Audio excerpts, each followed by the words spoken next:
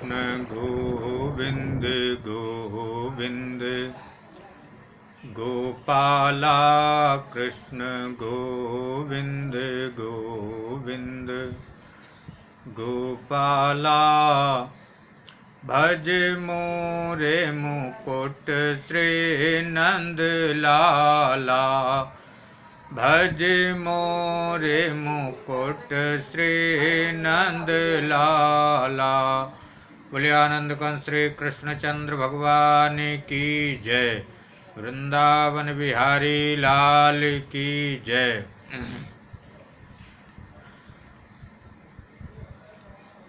गत दिवस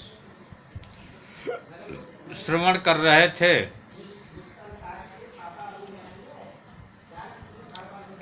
कि किस प्रकार से देवता और दैत्यों ने मिलकर के समुद्र का मंथन किया।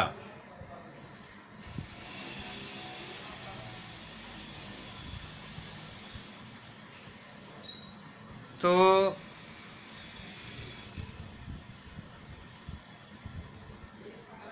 भागवत हमको नीति सिखाती है, धर्म नीति सिखाती है। भागवत से हमें सब कुछ प्राप्त होता है। देखिए, जब भगवान विष्णु ने देवताओं से कहा कि दैत्यों से संधि कर लो, तो देवता बोले कि मैं उनसे कैसे संधि कर पाऊंगा, क्योंकि उनके सामने मैं कैसे झुकूंगा। तुरंत भगवान ने बताया, अरयो ह्यपि संधेयः सति कार्यार्थ गौरवे। कि कार्य की सिद्धि के लिए दुश्मन से भी मित्रता कर लेना चाहिए। आगे बतलाते हैं कि अहिमूसकवत, एक मदारी की पिटारी में सर्प था।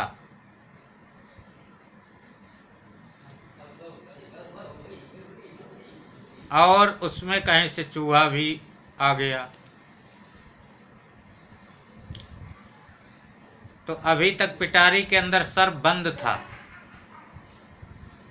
तो सर्प चूहा से बोलता है, बड़े भैया नमस्कार।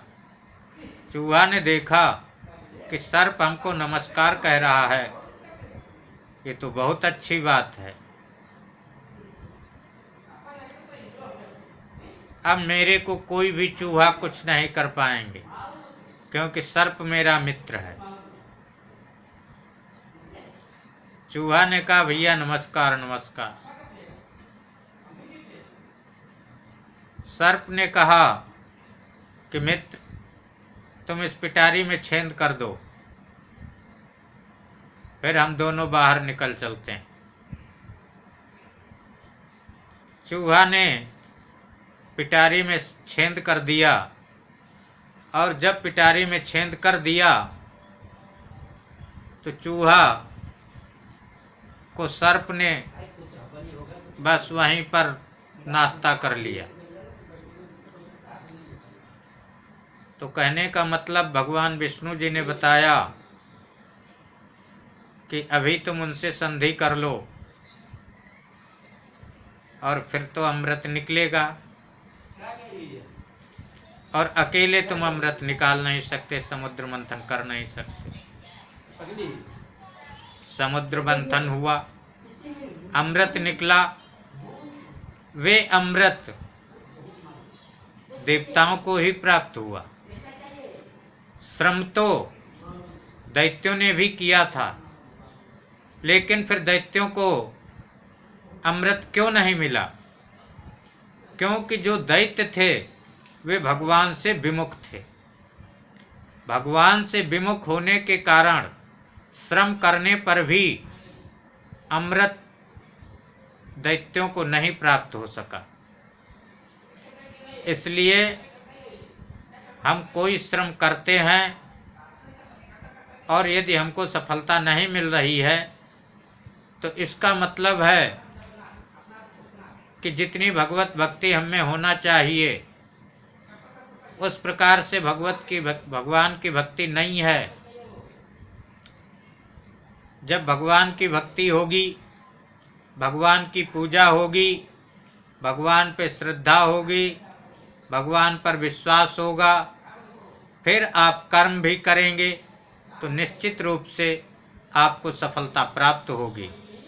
हमको ये जो समुद्र मंथन उपाख्यान है, श्रीमद् भागवत की कथा, समुद्र मंथन से हमको ये शिक्षा मिलती है कि श्रम तो दैत्यों ने भी किया लेकिन उनको फल की प्राप्ति नहीं हुई। क्यों नहीं हुई? क्योंकि वे भगवान से विमुख थे।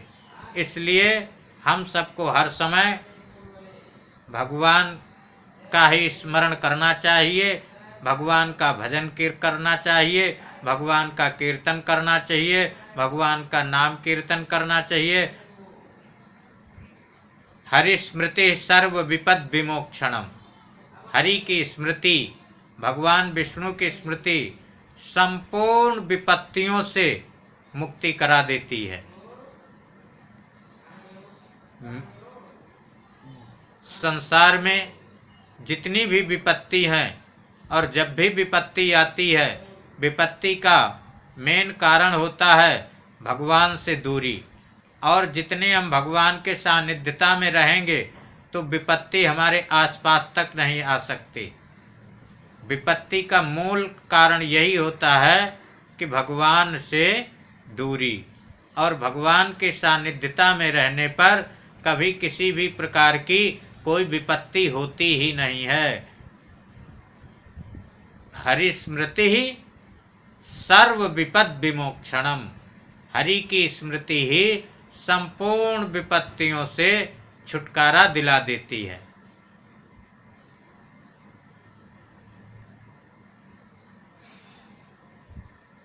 तो इधर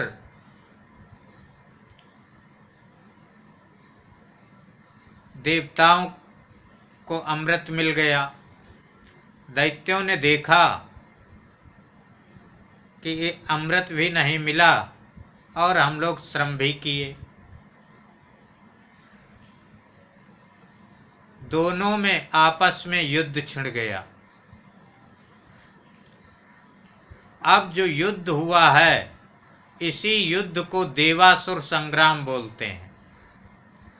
देवासुर संग्राम का मतलब ही होता है देव माने देवता, असुर माने राक्षस। देवताओं और राक्षसों का जो संग्राम युद्ध हुआ है उसी को देवासुर संग्राम बोलते हैं। बड़ा भयंकर युद्ध हुआ। उसमें यहाँ तक हुआ कि एक तरफ से आग्नेयास्त्र छोड़ा गया तो दूसरी तरफ से वरुणास्त्र छोड़ दिए।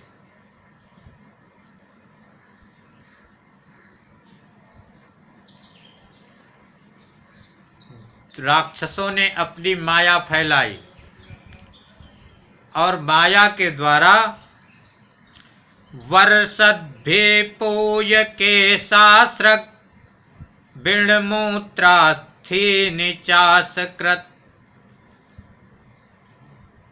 कि वर्षद्भी पूय पीप की बरसात करने लगे, केसों की बरसात करने लगे।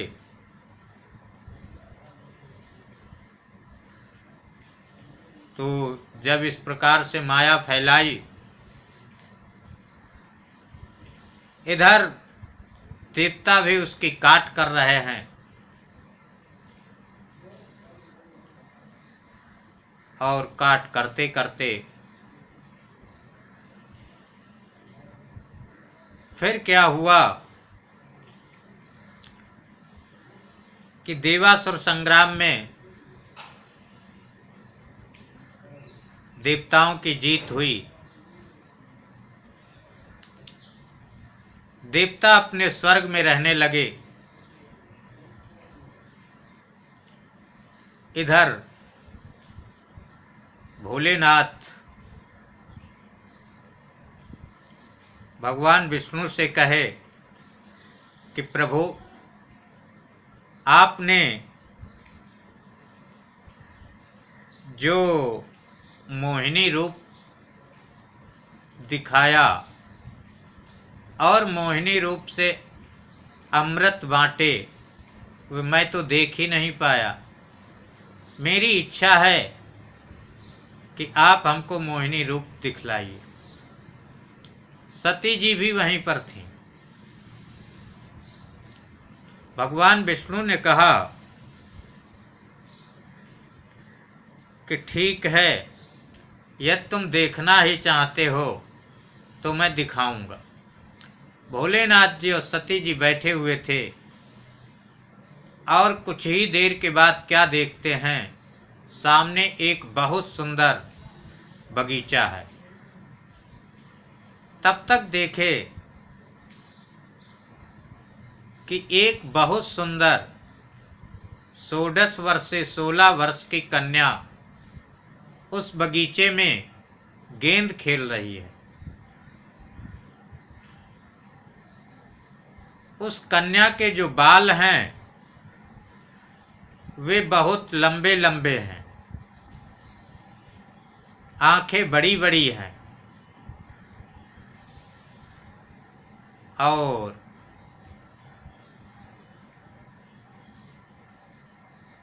बड़ी मधुर उसकी मुस्कान है। उसकी चितवन बड़ी ही सुंदर है।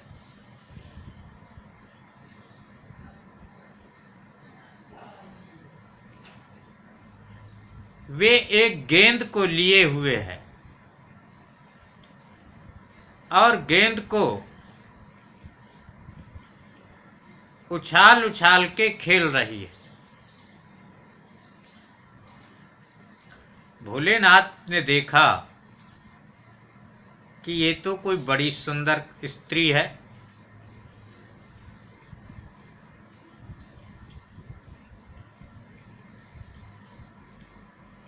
वे साड़ी पहने हुए हैं,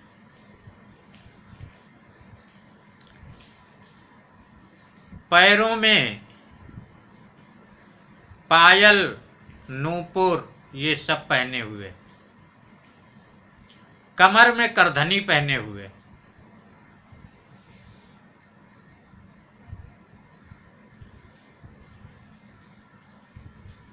गेंद को ऊपर उछालने से, कैच करने से उसकी जो साड़ी है वे शरीर से इधर उधर भी हट जाती है।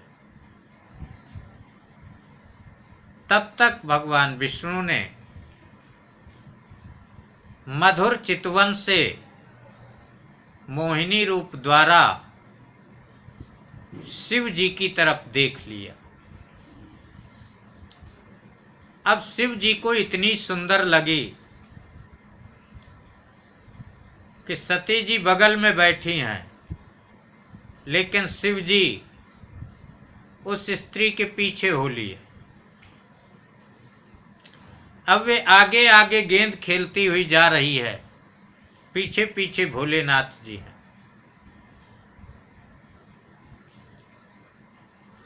कभी गेंद खेलते खेलते दूर तक चली जाती है, कभी कभी वे ऐसा लगता है कि शिव जी के बिल्कुल पास में ही। शिव जी ने एक बार उस स्त्री को, मोहिनी रूप स्त्री को अपनी बाहों में भर लिया।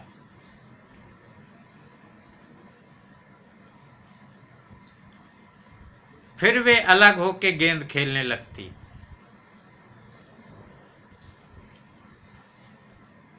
और आगे आगे भागने लगती। शिव जी पीछे से चलते जाते हैं। अब पीछे से चलते चलते शिव जी इतना मोहित हो गए,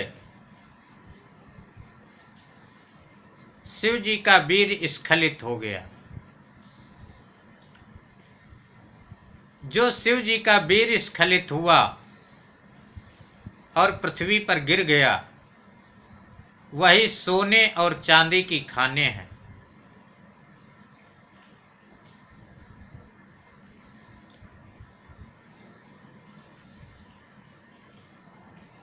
कुछ देर के बाद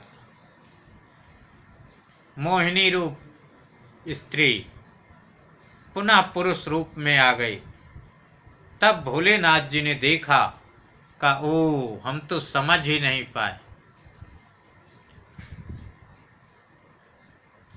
भोलेनाथ जी ने भगवान विष्णु की स्तुति की और स्तुति करके 3 परिक्रमा की। 3 परिक्रमा करके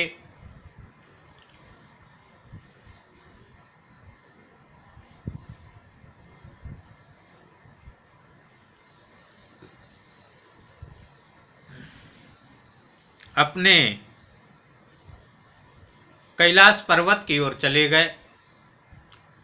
इधर असुरों ने क्या किया कि देवताओं पे स्वर्ग पर चढ़ाई कर दी और चढ़ाई करके बड़ा भयंकर युद्ध हुआ। उस भयंकर युद्ध में देवता देवगुरु बृहस्पति जी के पास पहुंचे। देवगुरु बृहस्पति जी ने कहा कि अभी राजा बलि का समय है, इसलिए तुम लोग अभी इधर उधर कहीं छिप जाओ। देवता स्वर्ग छोड़ करके पृथ्वी पर यत्र तत्र सर्वत्र सभी जगह छिप गए। माता अदिति ने देखा कि जो मेरे पुत्र हैं वे तो बहुत ही दुखी हैं। माता अदिति ने कश्यप जी से कहा कि हे पतिदेव, आप हमको ऐसी आराधना बतलाइए कि जिससे इन दैत्यों पर विजय प्राप्त करने वाला पुत्र हो। कश्यप जी ने उस समय पयोव्रत नाम का व्रत बतलाए कि देखो, अमावस्या के दिन जो सूकर मिट्टी खोदता है उस मिट्टी से पूरे शरीर में लगा करके स्नान करना, और फाल्गुन का महीना में प्रतिपदा से त्रयोदशी पर्यंत 12 दिन वाले इस व्रत को शुक्ल पक्ष में करना है।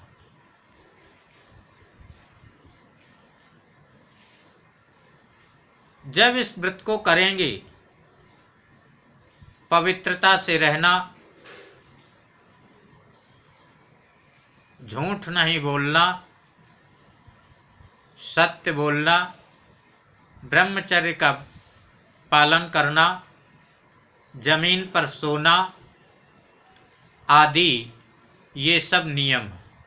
यदि तुम इस व्रत को कर लोगी तो निश्चित रूप से तुम्हारे घर भगवान पधारेंगे। माता अदिति ने इस पयोव्रत को किया और इस पयोव्रत के प्रभाव से वामन भगवान प्रकट हो गए।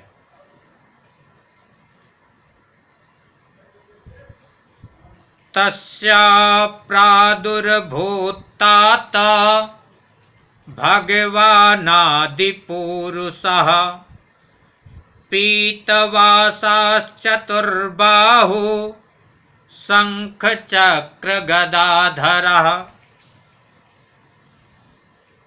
आदि पुरुष परब्रह्म परमात्मा वामन के रूप में कश्यप अदिति के घर में प्रकट हो गए और वे पीतवासा पीले वस्त्र पहने हुए थे।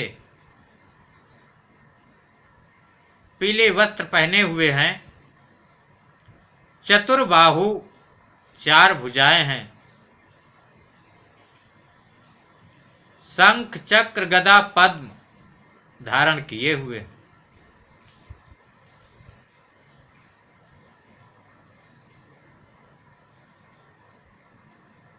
माता अदिति के प्रार्थना करने पर वे बालक के रूप में हो गए। कश्यप जी ने भी उनकी परिक्रमा की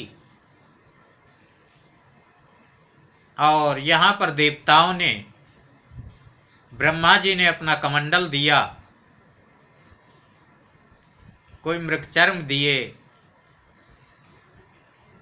कोई देवता यज्ञोपवीत दिए, बृहस्पति जी यज्ञोपवीत दिए, सरस्वती जी ने पुस्तक दी,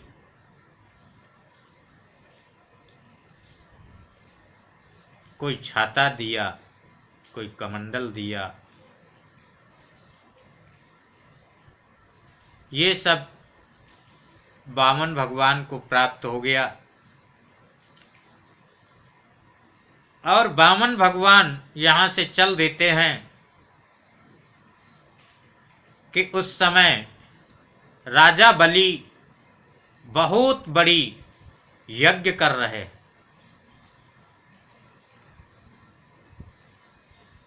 यज्ञशाला में बैठे हुए हैं और उनकी ये प्रतिज्ञा है कि जो भी कोई ब्राह्मण आएगा तो जो मांगेगा वो पाएगा, खाली हाथ तो जाएगा ही नहीं। वामन भगवान भी अपने छोटे छोटे पैरों से, छोटे छोटे हाथ, छोटे छोटे से हाथ में कमंडल लिए हुए, एक हाथ में कमंडल लिए हुए हैं, एक हाथ से ऐसे छाता लगाए हुए और चल दिए।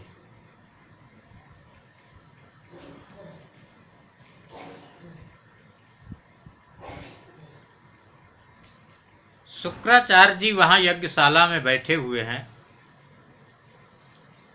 शुक्राचार्य जी ने देखा कि ये तो वामन आ रहे हैं। उन्होंने उनको परखते देर नहीं लगी, तुरंत ही उन्होंने बलि जी से कहा कि देखो ये जो आ रहे हैं ये साधारण नहीं है।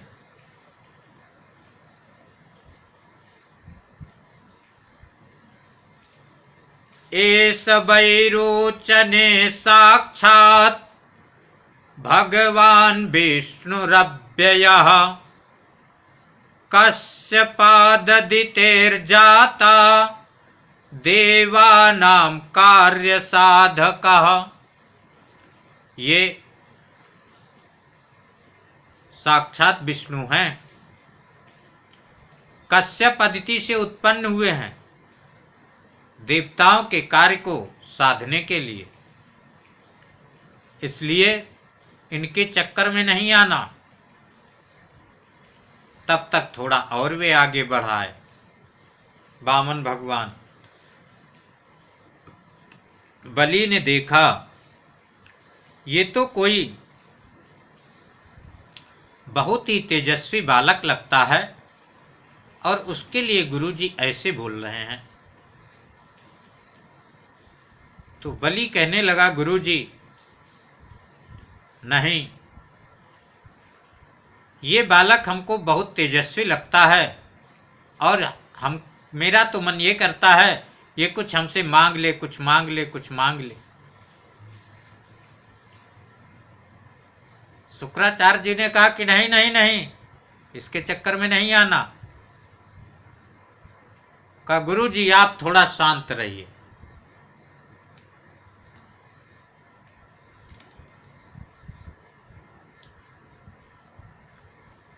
तब तक क्या होता है कि वामन भगवान यज्ञशाला के समीप में पहुंच जाते, और जैसे ही यज्ञशाला के पास में पहुंचते हैं तुरंत राजा बलि वहां से उठ खड़ा होता है और कहता है कि स्वागतम ते नमस्तुभ्यम ब्रह्मन् किम करवाम ते। हे ब्राह्मण देवता, आपका स्वागत है, आपको नमस्कार है, बताइए मैं आपकी क्या सेवा करूं। वामन भगवान ने कहा कि देखो मैं सेवा तो करवाता नहीं हूं। कहा नहीं। राजा बलि ने कहा नहीं हे ब्राह्मण देवता, आप मेरे को सेवा का अवसर दीजिए ताकि मैं भी कृतार्थ हो जाऊं। और मेरे इस यज्ञशाला का नियम है कि कोई भी ब्राह्मण देवता आते हैं तो खाली हाथ तो जाते ही नहीं। और मेरा तो मन ये कर रहा है कि आप हमसे कुछ भी मांग लीजिए, और ये मैं वचन देता हूं कि आप जो भी मांगेंगे उसको मैं निश्चित रूप से दे ही दूंगा। यदि यद्वटो वांछसि तत्प्रतीक्ष मे त्वामर्थिनं विप्रसुतानुतर्कये गां कांचनं गुणवद्धाममृष्टं तथान्नपेयमुत वा विप्रकन्यां ग्रामान् समृद्धास्तुरगान् गजान् वा रथास्तथार्हत्तम संप्रतीक्ष। आप जो जो भी मांगेंगे वे मैं सब दूंगा। यहाँ तक है आप पृथ्वी मांग लीजिए, सोना मांग लीजिए, अन्न मांग लीजिए, गांव मांग लीजिए, मैं गांवों को दे दूंगा आपको। घोड़ा, हाथी, रथ, मेरा बहुत मन कर रहा है। यहाँ तक है हे ब्राह्मण देवता, यदि आप कहें तो मैं विप्र कन्या, ब्राह्मण की कन्या से आपकी शादी करवा दूं। वामन भगवान ने कहा आज तक तो किसी से कुछ लिया नहीं, लेकिन राजन अब तुम कह ही रहे हो तो ठीक है। तो ऐसा कीजिए कि हमको 3 पग पृथ्वी दे दीजिए और वे मेरे पैरों से। राजा बलि बड़ी तेजी से हंसे, कहे कि देखो, कहा गया है कि जो कद में बौना होता है उसकी बुद्धि भी बौनी होती है। पहली बात तो 3 पग पृथ्वी मांगी और उसमें भी कहते हैं कि मेरे अपने पैरों से। अब बतलाओ, ये इतने बड़े से तो हैं और इनके इतने छोटे छोटे पैर, और यहाँ से इतना बस में ही 1 पग हो जाता, कितनी 3 पग क्या कर पाएंगे।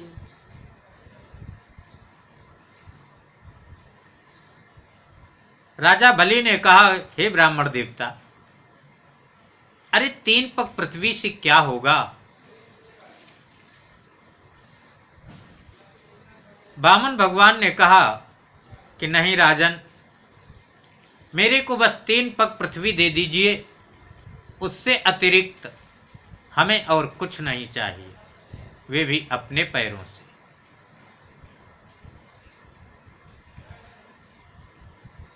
कहा अच्छा, तो कहे फिर संकल्प। कहा हाँ, पहले संकल्प तो होगा। शुक्राचार्य जी ने विचार किया कि ये समय बहुत अच्छा है। अब मैं जो गंगा सागर की टोटी होती है उसी टोटी में मैं गंगा सागर के अंदर बैठ जाऊंगा, जल गिरने ही नहीं दूंगा, और जब जल गिरेगा नहीं तो फिर संकल्प कैसे हो पाएगा। शुक्राचार्य जी अंदर बैठ गए। राजा बलि गंगा सागर उठाए और उसको ऐसे ऐसे करने लगे, लेकिन वहां तो अंदर शुक्राचार्य जी बैठे हुए थे, जल कैसे गिरे। बलि ने रख दिया। अब शुक्राचार्य जी उसी टोंटी के छेद से देख रहे थे कि क्या हो रहा क्या हो रहा। वामन भगवान ने कहा, राजन हम ब्राह्मण हैं, मेरा दिन भर काम जल से ही रहता है। कहीं आचमन करना, स्नान करना, तर्पण करना, मार्जन करना, हर समय जल से ही काम। तुमसे नहीं जल गिरेगा, लाओ मेरे को दो। और वामन भगवान कुशा को लिए हुए थे, उसी कुशा को ऐसे टोंटी में ऐसे किए और जैसे ही ऐसे किए आंख से देख रहे थे, आंख में सीधे शुक्राचार्य जी के लगा जा करके और एक आंख वहीं से समाप्त हो गई। शुक्राचार्य जी गंगा सागर छोड़ करके वहां से भगे और कहने लगे कि राजन तुमने मेरी बात नहीं मानी है, इसलिए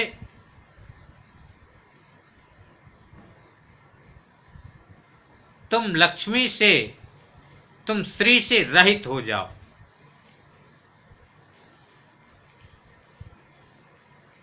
ये कहकर के शुक्राचार्य जी वहां से चल दिए। वामन भगवान ने संकल्प कराया और संकल्प करा के कि राजन अब मैं अपने पैरों से पृथ्वी को नापता हूं। एक पैर सीधे चला गया पाताल को और दूसरा पैर ऊपर स्वर्ग तक चला गया। अब तीसरा पैर के लिए तो कहीं कुछ बचा ही नहीं।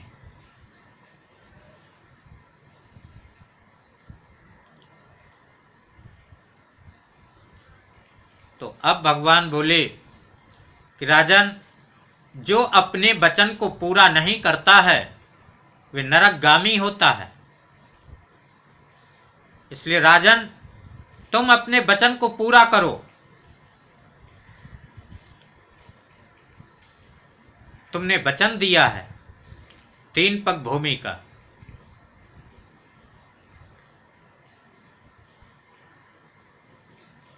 भगवान ने कहा कि अपना वचन पूरा करो नहीं तो नरकगामी। बलि ने कहा कि अच्छा एक बात बतलाइए कि धन बड़ा होता है या धनी बड़ा होता है। वामन भगवान ने कहा धनात् 10 गुना धनी, धन से 10 गुना अधिक धनी होता है। तो राजा बलि ने कहा कि हे ब्राह्मण देवता, आपने अभी तक मेरा धन ही तो नापा है और उससे जो 10 गुना है धनी, वे तो आपके सामने है।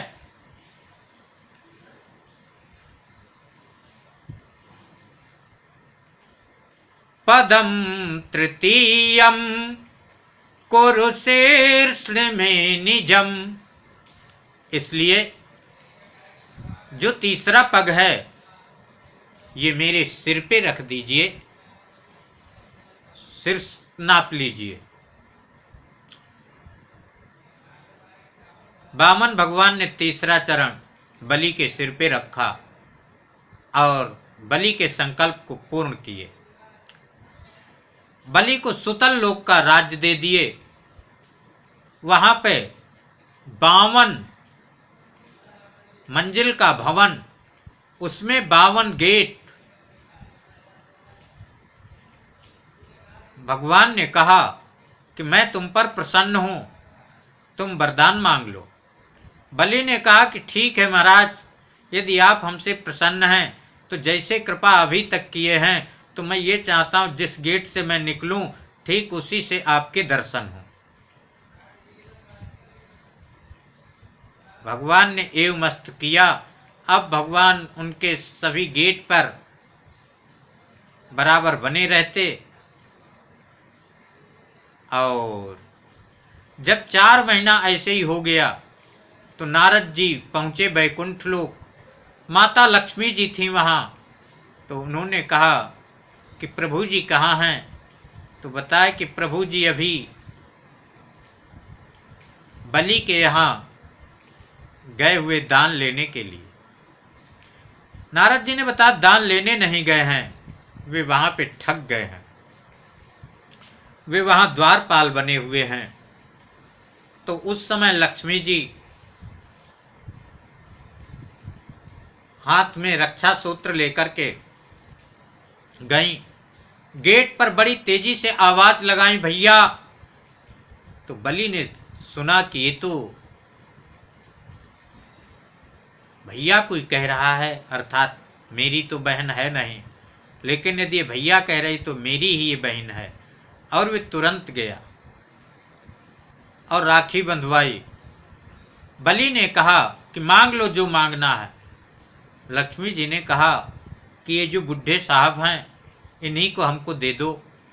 और वहाँ से भगवान विष्णु को लेकर के वैकुंठ लोक के लिए प्रस्थान कर गईं।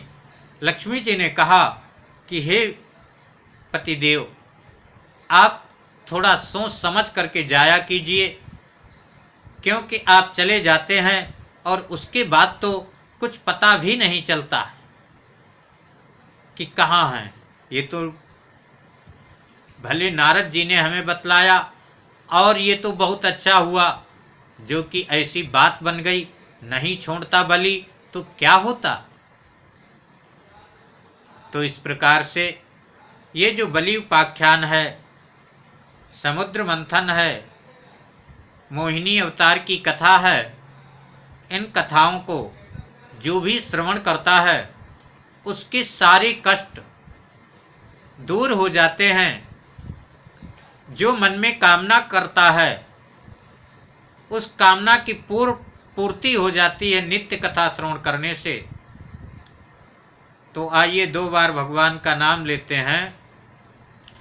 कृष्ण गोविंदे गोविंदे गोपाला, कृष्ण गोविंदे गोविंदे गोपाला, भज मोरे मुकुट श्री नंद लाला, भज मोरे मुकुट श्री नंद लाला। बोले आनंद कंद श्री कृष्ण चंद्र भगवान की जय। बोले वृंदावन बिहारी लाल की जय।